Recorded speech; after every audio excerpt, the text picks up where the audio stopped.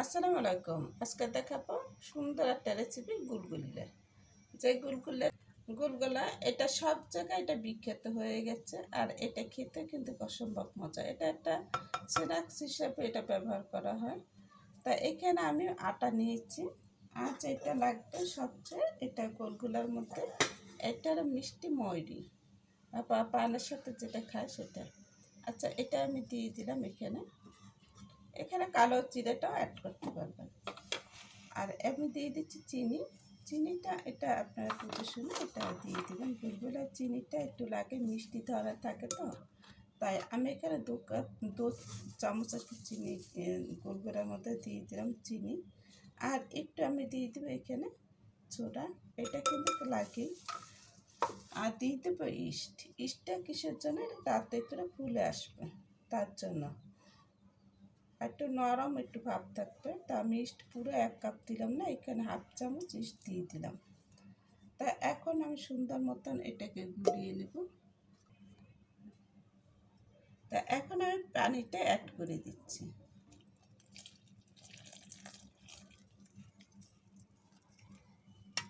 এই পানিটা যে অ্যাড করবেন সেটা গরম না, বেশি ঠান্ডাও না, আর কি একটা আঙুল চুবিয়ে রাখলে যেরকম হয় সেরকম করে আর কি রেখে দেবেন।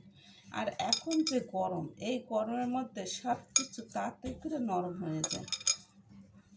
এখন আমি সুন্দর করে এটাকে মেখে একটু রেস্টে রেখে দিই। এখন আমি সুন্দরভাবে এভাবে করে গুলিয়ে নিলাম একটু নরম নরম করে।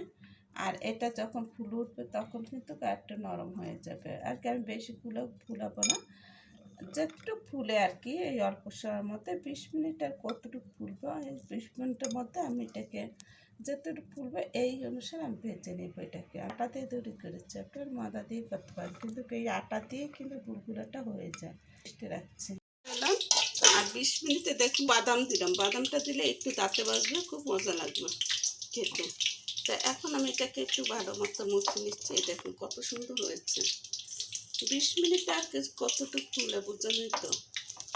এখন আমি সুন্দর করে এটাকে একটু নরম করে নিচ্ছি। হাতটা মথে নিলে এটা নরম হয়ে যাবে।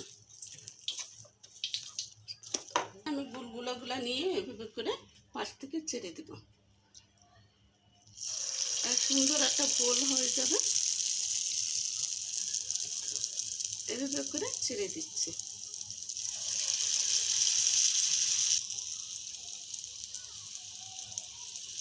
আমার এই কড়াইতে যেটুকু ধরবে সেগুলো ফুলে ডাবল হয়ে যাবে। আমি ছোটো কড়াই নিয়েছি যেহেতু তাড়াতাড়ি করে হয়ে যায়। চুলার জালটা একেবারে কমিয়ে নিয়েছি যেহেতু তাড়াতাড়ি করে ভিতরটাও খেলাতে সুন্দর মতন হয়ে যায়। পাশ থেকে একটু তেলগুলো উঠিয়ে দিচ্ছি, তাতে করে সুন্দর মতন ফুলে যাবে।